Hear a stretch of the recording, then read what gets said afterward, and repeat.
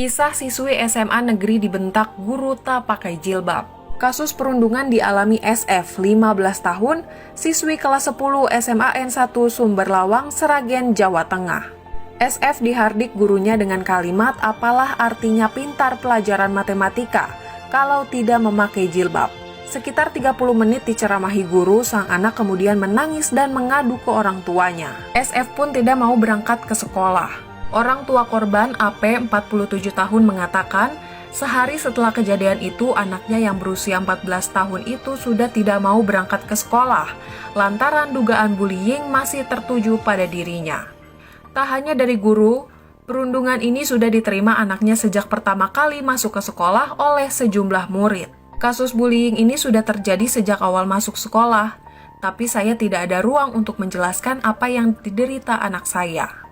Cerita dia.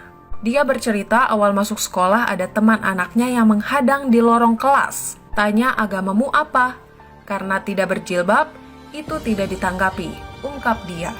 Kemudian pada saat di dalam kelas, korban juga mengalami perundungan dari kakak kelasnya sehari sebelum perundungan dari gurunya. Anak saya yang satu kebetulan satu kelas dan satu bangku. Ada kakak kelas datang. Tanya juga, sebelahmu kenapa tidak berjilbab? Habis itu kejadian guru ini, ujar dia. Dia mengatakan setelah kasus ini mencuat masih saja ada guru yang membuli atau merundungnya.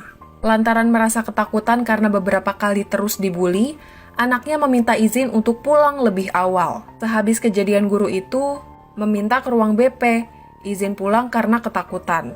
Saat itu ada guru lagi, tanya soal sebenarnya agamanya apa. Dijawab Islam.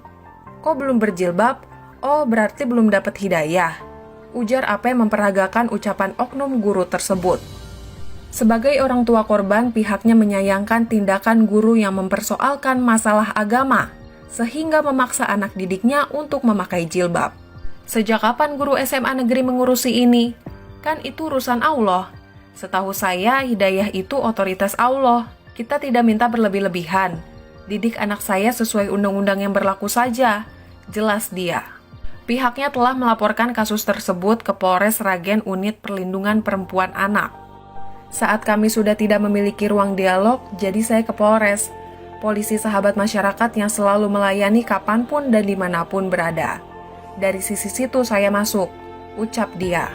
Untuk itu pihaknya berharap agar kepolisian bisa menjembatani upaya mediasi saat lembaga lain tidak menerima. Bagaimana langkah kepolisian? Setelah mendapat laporan kasus, polisi akan melakukan upaya penyelidikan guna mengusut kasus perundungan itu hingga tuntas.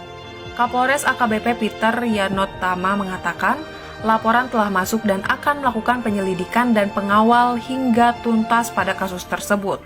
Sementara sang guru matematika itu, Suwarno 54 tahun meminta maaf usai disebut memarahi murid yang tidak memakai jilbab. Dia juga mengklarifikasi setelah diadukan salah satu orang tua muridnya ke Polres Sragen. Dia mengatakan maksud penyampaian itu hanya sebatas memberi nasihat dari guru kepada muridnya. Dia tidak berniat memaksa apalagi melakukan perundungan.